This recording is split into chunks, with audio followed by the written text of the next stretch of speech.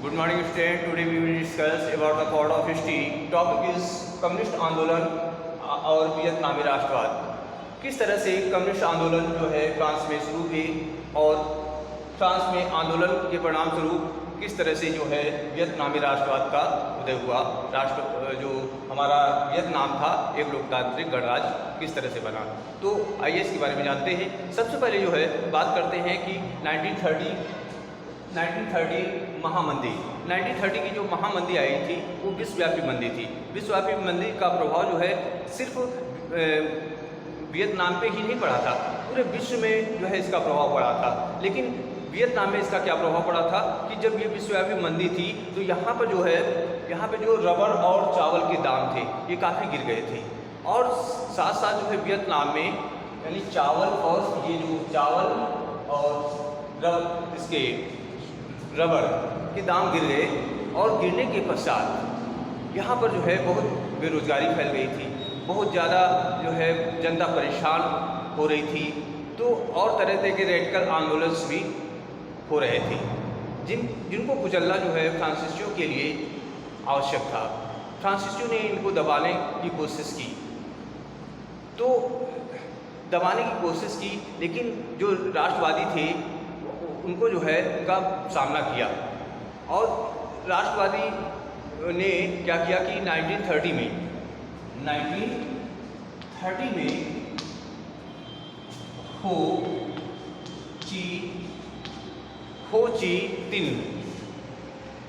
हो ची मिन नाम के एक थे, वहाँ राष्ट्रवादी थे। ये कौन थे? ये राष्ट्रवादी थे, वियतनामी थे। इन्होंने क्या किया कि वियतनामी की जो लोग थे या वियतनामी जो जनता थी वो राष्ट्रवादी थे, उनको जो उथल पुथल थे, ठीक है, उनको इकट्ठा किया और इकट्ठा करके इन्होंने कम्युनिस्ट पार्टी की स्थापना की, वियतनामी कम्युनिस्ट पार्टी की स्थापना की। वियतनामी कम्युनिस्ट पार्टी की स्थापना की। किसने की?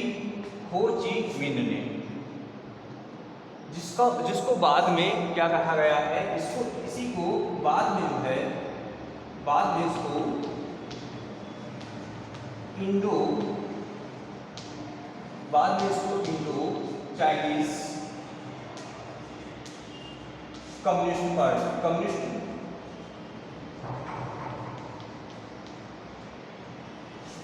बाद में इसको इंडो चाइनीज कम्युनिस्ट के नाम से जाना गया।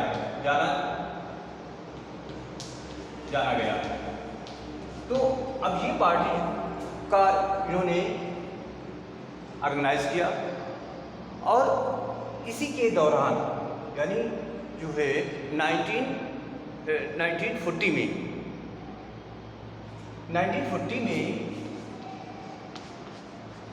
जापान ने क्या किया, वियतनाम पे आक्रमण कर दिया, यानी उस पर कब्जा जमाने के लिए कब्जा कर लिया, अपना आधिपत्य स्थापित कर लिया। तो अब यहाँ पे जब आधिपत्य स्थापित कर लिया जापान ने, तो जापान अब वियतनामियों के सामने दो तरह की समस्याएं थी।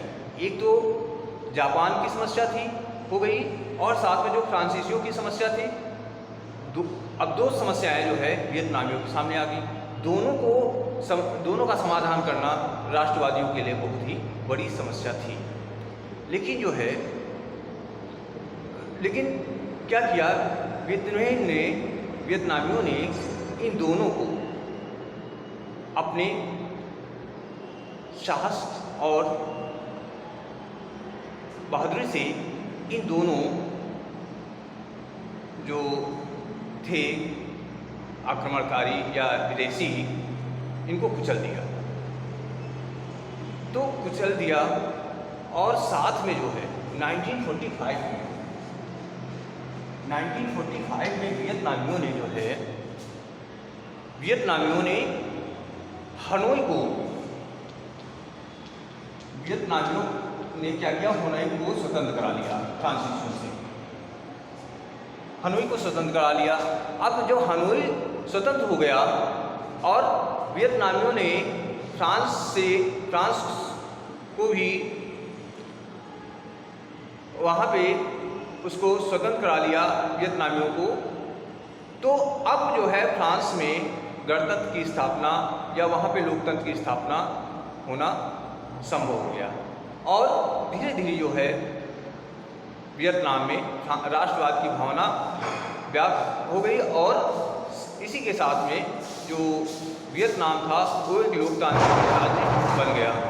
तो इस तरह से वियतनाम जो था, अब लोकतांत्रिक गणराज्य जब बन गया तो वियतनाम जो था, वियतनाम गणराज्य बना, है ना।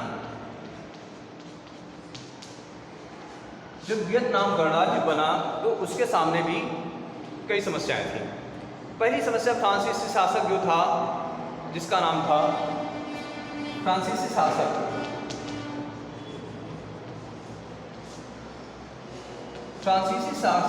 जिसका नाम फ्रांसीसी शासक जिसका नाम था बाओ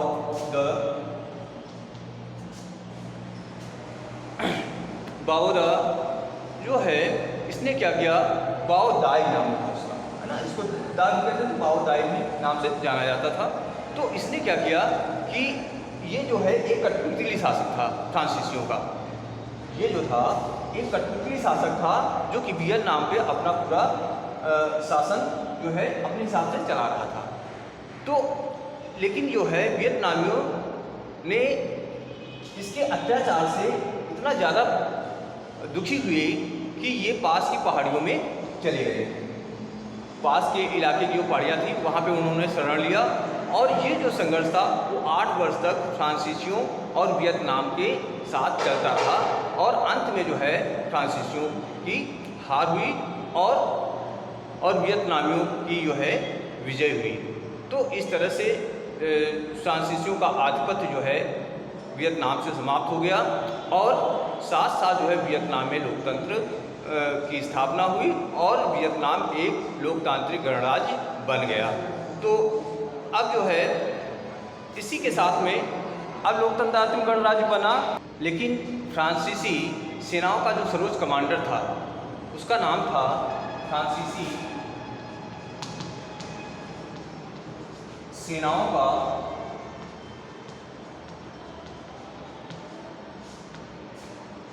सर्वोच्च कमांडर का क्या नाम था?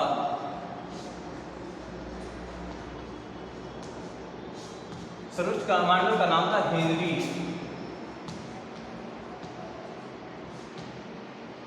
सर्वोच्च कमांडर का नाम था जनरल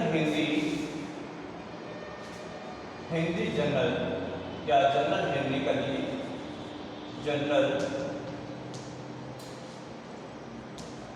हेनरी नवारे।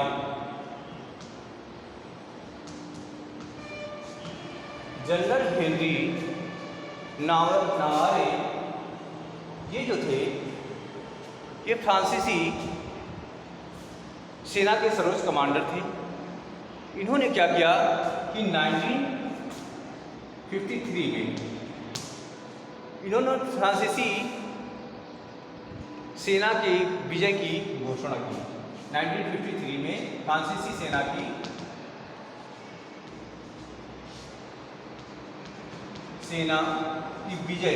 विजय की घोषणा की।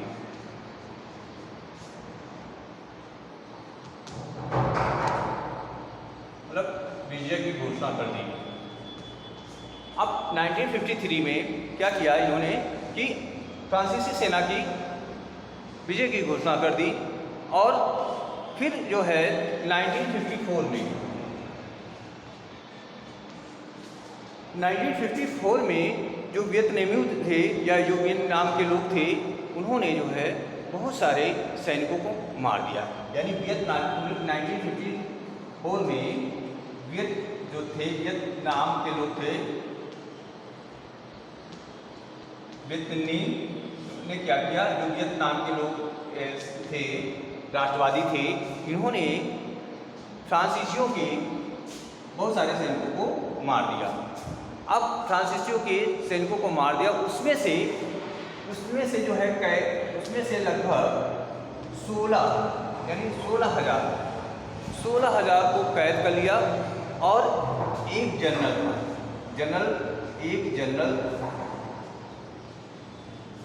एक था और कर्नल जो थे वो कितने थे? 16 थे। कितने थे? 16 कर्नलों को, और साथ में जो अफसर थे 1749। कितने अफसर थे? 1749 अफसरों को एक दस्तावेज था, उसको जो है वियतनामियों ने या राष्ट्रवादियों ने क्या किया? मार गिराया। अब जब फ्रांसीसियों के उनको मार गिराया तो फ्रांसीसियों की पराजय जो है पूरी तरह से हो गई। अब जब फ्रांसीसी पूरी तरह से पराजित हो गए तो उसके पश्चात क्या हुआ कि एक शांति सम्मेलन हुआ। वो शांति सम्मेलन कहाँ हुआ था? जिनेवा में हुआ था। शांति सम्मेलन कहाँ हुआ? जिनेवा में। जिनेवा है स्विट्जरलैंड में। जिनेवा कहाँ पे है? स्विट्जरलैंड में है। वहाँ पे शांति सम्मेलन हुआ और वहाँ पर वियतनामियों पर दबाव डाला गया कि वहाँ पे बात किया गया कि वियतनाम के विभाजन के लिए कि वियतनाम जो है उसको 2 भागों में डिवाइड कर दिया जाए। और वियतनाम जो है ऐसा करने के लिए मजबूर हो गए। तो वियतनाम जो था अब 2 भागों में विभाजित हो गया। एक जो प्रथम पार्ट था उत्तरी वियतनाम था, उत्तरी वियतनाम कहा जाता था, उत्तरी वियतनाम। और उत्तरी वियतनाम जो था वो उसकी सत्ता कौन संभाल रहा था? हो ची मिन्ह जो मिन्ह था वो वहाँ की सत्ता को संभाल रहा था। और जो दक्षिणी वियतनाम था वो बाओ डाई के अंडर में था। दक्षिणी वियतनाम वो जो था दक्षिणी वियतनाम वो बाओ डाई की सत्ता में था। तो इस तरह से वियतनाम जो था वो 2 भागों में डिवाइड हो गया। जो उत्तरी वियतनाम था हो ची मिन्ह के उसमें था, और जो दक्षिणी वियतनाम था वो बाओ डाई के सत्ता में आ गया था। अब क्या हुआ कि कुछ समय पश्चात जो है अमेरिका भी इस युद्ध में शामिल हो गया। तो अमेरिका जो है इस युद्ध में जब शामिल हुआ तो अब समस्या क्या थी कि वियतनामियों के साथ साथ अमेरिका के लिए भी ये बहुत महंगा पड़ा। 1764 यानी 1764 से 1772 तक अमेरिका के लगभग 3,40,000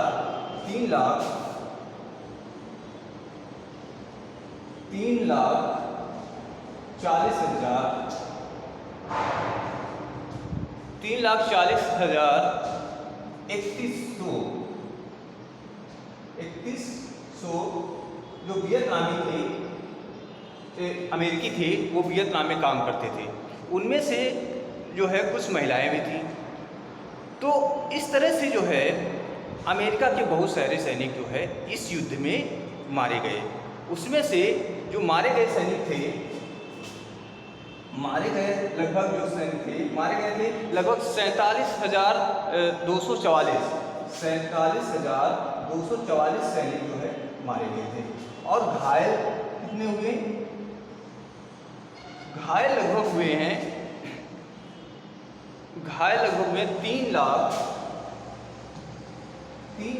3 लाख और 37,4 इतने जो है संख्या जो है अमेरिका के जो सैनिक थे इतने मारे गए थे और इतने घायल हुए थे। तो इस तरह से जो है ये यहाँ पे राष्ट्रवाद का वियतनाम में उदय हुआ और ये युद्ध जो है समाप्त हो गया। तो आई होप जो है ये चीज़ आपको समझ में आ गई होगी।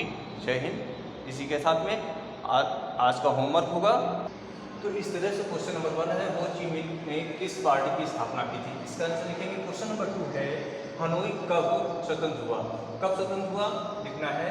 क्वेश्चन नंबर 3 है, फ्रांसीसी सेना का सर्वोच्च कमांडर कौन था। ठीक है। इसके पश्चात क्वेश्चन नंबर 4 है, वियतनाम के विभाजन किन 2 भागों में किया गया। तो इसको लिखना है और साथ साथ ये भी बताना है कि वहाँ की जो सत्ता थी वो किन लोगों को सौंपी गई थी। इसके पश्चात फाइव में युद्ध में अमेरिका के कितने सैनिक मारे गए थे। तो इन सारे क्वेश्चन के आंसर लिखेंगे। आई होप ये सारी चीज़ें आपको समझ में आ गई होंगी। अपना आंसर लिखें और होमवर्क सेंड करें। इसी के साथ में जय हिंद।